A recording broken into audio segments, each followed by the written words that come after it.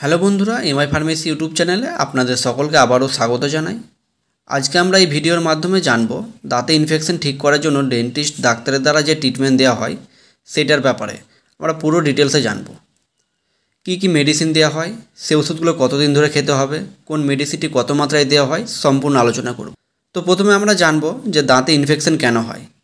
তো দাঁতে ইনফেকশন হওয়ার বিভিন্ন রকম কারণ হতে পারে। তার মধ্যে প্রধান তিনটি কারণ হচ্ছে, এক নম্বর হচ্ছে ইনজুরি, মানে দাঁতে যদি কোনো ধরনের চোট বা আঘাত পায় তার ফলে হতে পারে। দু নম্বর হচ্ছে কোনো ব্যক্তি যদি ঠিকভাবে ব্রাশ না করে, মানে প্রায় মাঝে মধ্যেই ব্রাশ করে না, প্রপার হাইজিন মেনটেন করে না, সেই ক্ষেত্রে হতে পারে। আর হচ্ছে কোনো ব্যক্তি যদি দাঁতে ক্যাভিটিস হয় বা ক্ষয় হয় তখন তার দাঁতের উপর প্লাক তৈরি করে, ফলে তার দাঁতে ইনফেকশনও হতে পারে। এছাড়া কেউ যদি প্রচুর পরিমাণে চকলেট খায় বা প্রচুর পরিমাণে ঠান্ডা খায় সেক্ষেত্রে হতে পারে। এছাড়াও হট কফি বা চা খায় তখনও হতে পারে। আবার অনেক সময় দেখা যায় মদ বা বিয়ার এইসব জাতীয় খায়, সেক্ষেত্রে হওয়ার চান্স আছে। এরপর আমরা জানবো কারো যদি ব্যাকটেরিয়াল ইনফেকশন হয়ে যায় তখন তার দাঁতে কী সিমটমস বা লক্ষণ দেখা দিতে পারে। তো মেনলি যে কমন সিমটমসগুলো দেখা যায় সেগুলো, এক নম্বর হচ্ছে পুজ ডিসচার্জ, মানে কোনো রকম পুজ বেরিয়ে আসে, তখন এই লক্ষণ দেখেই বোঝা যায় মানে দাঁতে যদি ব্যাকটেরিয়াল ইনফেকশন হলে সেক্ষেত্রে যে সেই জায়গার আশেপাশে থেকে পুজ বেরিয়ে আসতে পারে। দু নম্বর হচ্ছে টুটেক, মানে দাঁতে প্রচুর পরিমাণে ব্যথা হতে পারে। তিন নম্বর হচ্ছে ব্যাড ব্রিথ, মানে মুখের মধ্যে দিয়ে দুর্গন্ধ হতে পারে। চার নম্বর হচ্ছে সেন্সিটিভিটি, মানে ঠান্ডা বা গরম কোনো জিনিস খেলে প্রচুর পরিমাণে জ্বালা করতে পারে। পাঁচ নম্বর হচ্ছে রেড সোয়েলিং গামস, মানে আমাদের যে গামস আছে সেটা লাল কালারে হয়ে যেতে পারে, ফুলে যেতে পারে। এছাড়াও মাথা ঘুরতে পারে, জ্বর আসতে পারে, যে কোনো জিনিস খেতে গিয়ে বা চাবাতে গিয়ে অসুবিধা হতে পারে। তো এই লক্ষণগুলি দেখা দিতে পারে। এছাড়াও আরও অন্যান্য লক্ষণও দেখা দিতে পারে। তো এবার আমরা জানবো এর কি ট্রিটমেন্ট হতে পারে। তো ট্রিটমেন্ট বলতে দাঁতে ইনফেকশন হলে দাঁতে ব্যথা হতে পারে, সেক্ষেত্রে ব্যথার জন্য aceclofenac 100 mg plus paracetamol 325 mg যে কম্পোজিশন ট্যাবলেট পাওয়া যায়, যেমন জিরোডাল পি, হাইফিনেক পি। এছাড়াও জেনারিকের অ্যাসিলোফ্লাম এক্সপি নামে পাওয়া যায়, যেটা অনেকটাই হাইফিনেক পি এর মতো দেখতে। এছাড়াও অ্যালডেগিসিক পি নামেও পাওয়া যায়, যে কোনো ব্র্যান্ড বা জেনারিক ব্যবহার করা যেতে পারে। এর ডোজ পেশেন্টের ওপর নির্ভর করে দেওয়া হয়। এসওএস মানে যখন প্রয়োজন হয় তখন, অথবা বিডিপিসি করে দেওয়া হয়। বিডি মানে দুবার আর পিসি মানে হচ্ছে খাওয়ার পর। এরপর যদি দেখা যায় সেই জায়গাটা ব্যথার পাশাপাশি ফুলে যায় তখন অ্যাসিক্লোফেনাক প্লাস প্যারাসিটামল কম্পোজিশনের সাথে আরেকটি কম্পোজিশন যুক্তভাবে পাওয়া যায়, সিরাটিওপেপটাইড 15 mg পাওয়া যায়, যেটা জিরোডাল এসপি নামে পাওয়া যায় বা হাইফিনাক ডি নামে পাওয়া যায় বা হাইফিনাক এসপি নামেও পাওয়া যায়। এছাড়া জেনারিকের ডেলোসাইড এসপি নামে পাওয়া যায়, অ্যালডেগেসিক এসপি নামে পাওয়া যায়। এছাড়াও আরও ভালো ভালো কোম্পানির বা জেনারিকেরও পাওয়া যায়, সেটা ব্যবহার করা যেতে পারে। তো যদি শুধু ব্যথা করে তখন জিরোডাল পি বা হাইফিনাক পি, মানে যেটা aceclofenac 100 mg plus paracetamol 325 mg থাকে, সেটা ব্যবহার করা হয়।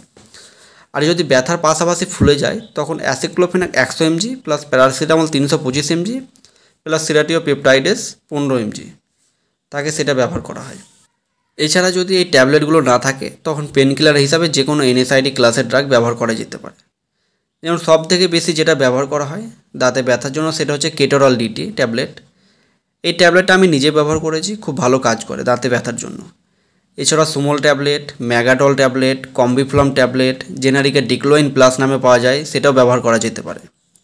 তো এগুলো হচ্ছে সবই এনএসআইডি ক্লাসের ড্রাগস, অর্থাৎ non steroidal anti inflammatory drugs. এগুলো হচ্ছে সবই আলাদা আলাদা কম্পোজিশনের ওষুধ, প্রয়োজনে এগুলি ব্যবহার করা যেতে পারে। আর যদি ব্যথার পাশাপাশি ফুলে যায় তখন এসপি নামে পাওয়া যায়, সেগুলো ব্যবহার করা যেতে পারে। যেমন জিরোডাল এসপি, হাইফিনাক এসপি বা অন্য কোনো এই একই কম্পোজিশনের, মানে অ্যাসিক্লোফেনাক প্লাস প্যারাসিটামল প্লাস সিরাটিওপেপটাইডস একত্রে থাকে, এরকম এসপি নামে পাওয়া যায়, সে ওষুধগুলো ব্যবহার করা যেতে পারে। তো আপনারা অনেকটাই ব্র্যান্ড নাম দেখে বুঝতে পারছেন সেই ওষুধগুলোর মধ্যে কী কম্পোজিশন হতে পারে। যেমন প্রথমে জিরোডাল পি বললাম, তো এখানে অ্যাসিক্লোফেনাকের সঙ্গে পি মানে হচ্ছে এখানে কি প্যারাসিটামল থাকবে। যেমন জিরোডাল এসপি মানে এখানে অ্যাসিক্লোফেনাকের সঙ্গে এসপি হচ্ছে সিরাটিওপেপটাইড আর পি দিয়ে হচ্ছে প্যারাসিটামল। তো আপনারা অনেক সময় তার ব্র্যান্ড নাম দেখেই সেই ওষুধটি কী কাজের বা কোন কম্পোজিশন থাকতে পারে সেটা দেখে বুঝে নিতে পারেন। এরপরে একটি অ্যান্টিবায়োটিক দেওয়া হয় যখন আমাদের ব্যাকটেরিয়াল ইনফেকশন হয়ে যায়। তো যদি কারো ব্যাকটেরিয়াল ইনফেকশন হয়ে যায় তখন সবথেকে যেটা বেশি ব্যবহার করা হয় সেটা হলো amoxicillin 500 mg plus potassium clavulanic acid 125 mg দেওয়া হয়, যেটা বাজারে জেনারিক এবং ব্র্যান্ডেড দুটোই পাওয়া যায়। কিছু পপুলার ব্র্যান্ড নেম হলো ক্লাভাম 625, অগুমেন্টিন 625, মক্সিকাইন সিভি 625, ইনক্লাব 625, মক্সিক্লাব সিভি 625 ইত্যাদি।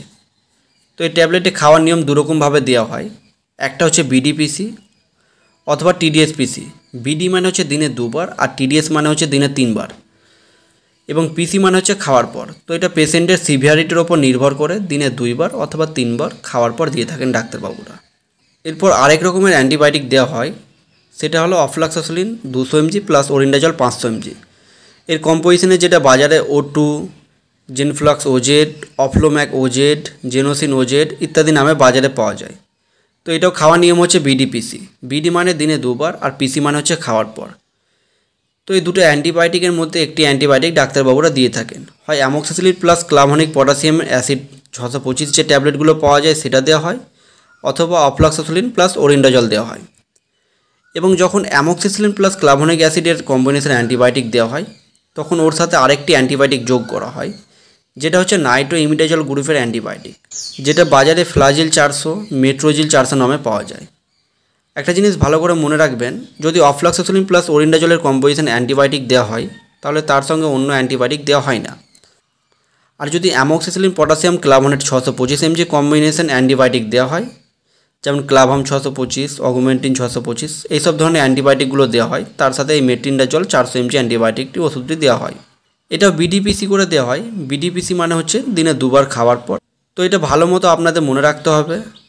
মানে আরও সহজভাবে বললে এটা তখনই দেওয়া হয় যখন এই ক্লাভাম 625, অগুমেন্টিন 625 বা এই ধরনের amoxicillin plus potassium clavulanic acid যে 625 mg ওষুধগুলো দেওয়া হয় তখনই এই মেট্রিনডাজল অ্যান্টিবায়োটিকটি সঙ্গে দেওয়া হয়। আর যদি অফ্লাক্সাসিলিন প্লাস ওরিন্ডাজল মানে যেটা বাজারে O2, জেনোফ্লাক্স ওজেড, জেনোসিড ওজেড নামে পাওয়া যায়, এটা যদি ব্যবহার করা হয় তাহলে এর সঙ্গে মেট্রিনডাজল অ্যান্টিবায়োটিক ব্যবহার করা হয় না।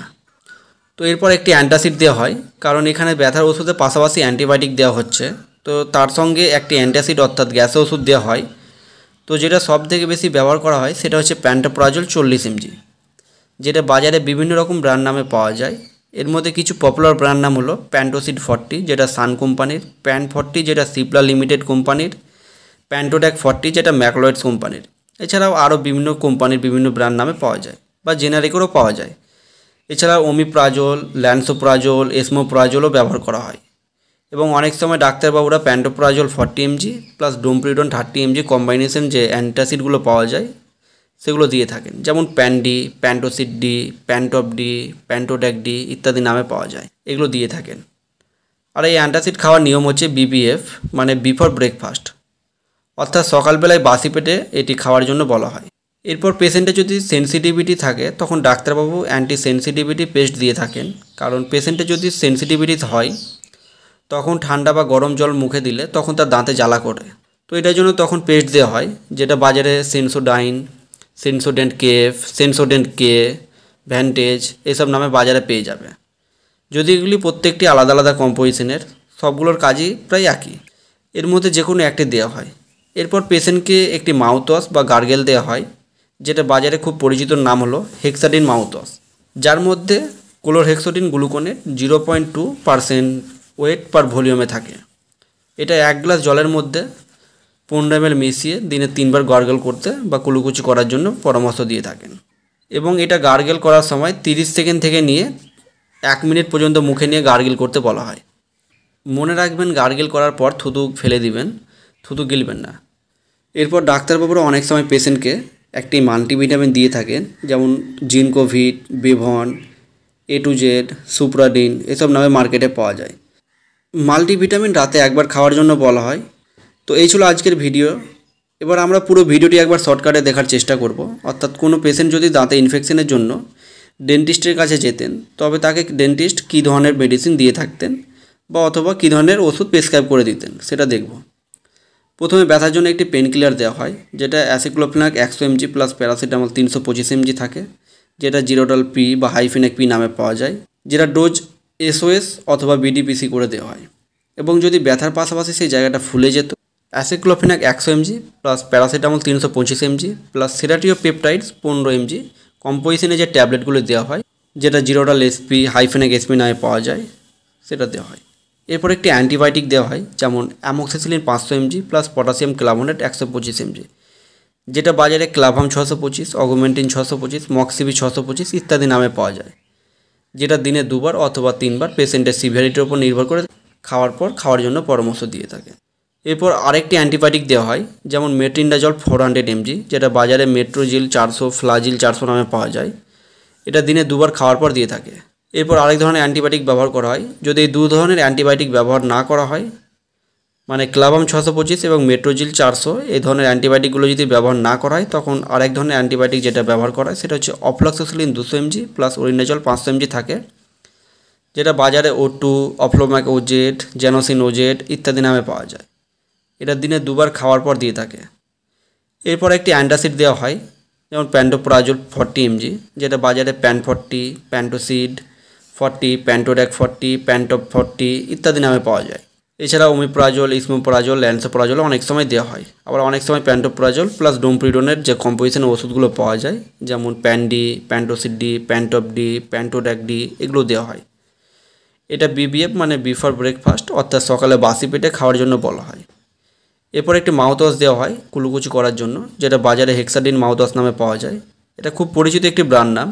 এটা 1 গ্লাস জলের সাথে 15 ml মিশিয়ে দিনে 2 বার অথবা 3 বার কুলুকুচি করতে বলা হয়। এরপর যদি পেশেন্টের সেন্সিটিভিটি হয়, তখন একটি অ্যান্টি সেন্সিটিভিটি পেস্ট দেওয়া হয়, যেটা বিভিন্ন কম্পোজিশনের হতে পারে, যেমন সেন্সোডাইন, সেন্সোডেন কে, ভেন্টেজ ইত্যাদি ব্র্যান্ড নামে বাজারে পাওয়া যায়। এগুলি প্রত্যেকটি আলাদা আলাদা কম্পোজিশনের, এর মধ্যে যে কোনো একটি ব্যবহার করার জন্য পরামর্শ দেওয়া হয়, অথবা অন্য কোনো অ্যান্টি সেন্সিটিভিটি পেস্টও দেওয়া যেতে পারে। এটা দিনে 2 বার ব্যবহার করতে, অর্থাৎ এই পেস্টটা দিয়ে দিনে 2 বার ব্রাশ করতে বলা হয়। এরপর একটি মাল্টিভিটামিন দেওয়া হয় পেশেন্টের ওপর নির্ভর করে। যদি পেশেন্টটি দুর্বল মনে হয়, তখন অনেক সময় ডাক্তারবাবুরা পেশেন্টের ওপর নির্ভর করে দিয়ে থাকে, এবং এগুলো ডাক্তারবাবু কন্টিনিউ 5 থেকে 7 দিন থেকে নিয়ে 10 দিন পর্যন্ত খাওয়ার জন্য পরামর্শ দিয়ে থাকে। একটা জিনিস মনে রাখবেন, ডাক্তারবাবু যতদিন অ্যান্টিবায়োটিক খাওয়ার জন্য পরামর্শ দিবেন ঠিক ততদিনই খাবেন, তার থেকে বেশি খেতে যাবেন না। বা কিছুদিন ওষুধ খেয়ে যদি মনে হয় যে ঠিক হয়ে গেছে বা কম মনে হচ্ছে দিয়ে বন্ধ করে দিবেন, এটাও করা যাবে না। অ্যান্টিবায়োটিক সবসময় সঠিক ডোজে এবং সঠিক মাত্রায় নেবেন, যতদিন বলবে ঠিক ততদিনই খাবেন। না খেলে যেটা হতে পারে সেটাকে বলা হয় অ্যান্টিবায়োটিক রেজিস্ট্যান্স। তাই যে কোনো ওষুধ খাওয়ার আগে অবশ্যই একজন রেজিস্টার্ড ডাক্তারের পরামর্শ নেবেন, এবং আপনার দাঁতে যদি কোনো রকম সমস্যা হয়, তবে অবশ্যই একজন ডেন্টিস্টের পরামর্শ নিতে পারেন এবং সেই মতো ওষুধ সেবন করবেন।